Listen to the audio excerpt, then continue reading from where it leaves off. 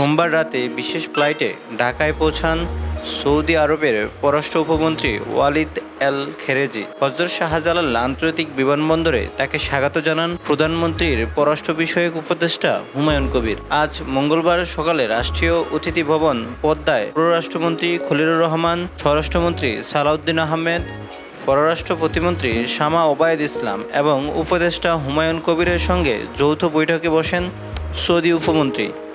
বৈঠকে বাংলাদেশ সৌদি আরবের পারস্পরিক স্বার্থ সংশ্লিষ্ট বিভিন্ন বিষয় নিয়ে আলোচনা হয়। দুপুরে প্রধানমন্ত্রী তারেক রহমানের সঙ্গে সৌজন্য সাক্ষাৎ করবেন তিনি। বিকেলে দেশ ছাড়ার আগে বৈঠক করবেন প্রবাসী কল্যাণ ও বৈদেশিক কর্মসংস্থান মন্ত্রী আরফুল হক চৌধুরীর সঙ্গে। 2 দিনের এই সরকারি সফর শেষে আজ বিকেলেই ঢাকা ত্যাগ করবেন সৌদি পররাষ্ট্র উপমন্ত্রী।